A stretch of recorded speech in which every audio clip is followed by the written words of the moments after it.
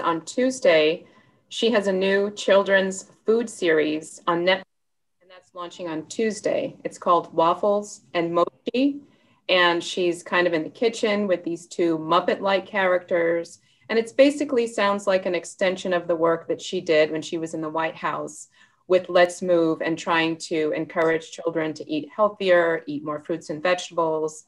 So she'll be in the kitchen with these characters. They'll go shopping for food, they'll prepare food, and then they'll eat food.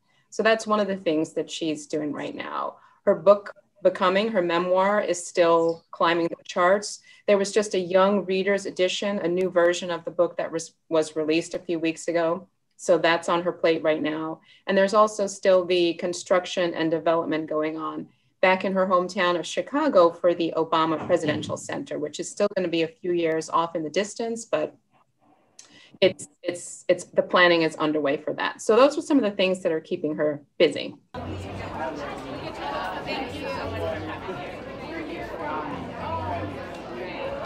as you can see, it is thriving, and this is the first season that we're actually getting figs. So this is kind of cool. Barack loves figs. So It's not as though she's going to step away from the public stage tomorrow or next week or even next month or next year. But at some point down the line, she's looking forward to kind of kicking back, kicking up her feet in a nice warm place. She says in the interview that she and the former president are done with winter. They want somewhere warm and he can play golf, and she'll probably just kick back and read and knit, which seems to be her new pandemic pastime. job. And I think one of the things that people are going to see is that I'm going to be out there campaigning, as I already have been. She's hooked. She's made hats. She said she's working on her first crew neck sweater, and it's going to be for the former president. She's trying to figure out how to do the collar and how to knit the sleeves. Um, and she's done gloves and scarves. So she seems to be all in now on knitting based on her comments in the interview.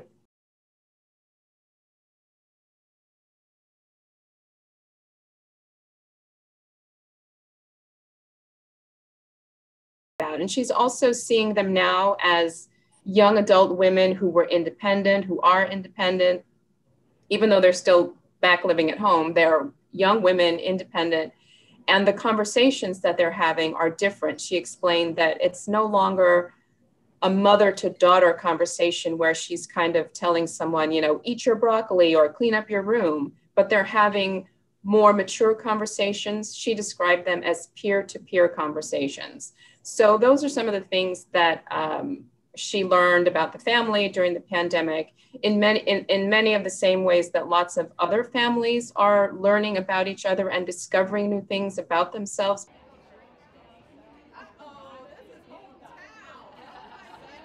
Today is the day, so jump in, buckle up. We must leave right away. For the Feeling Great Center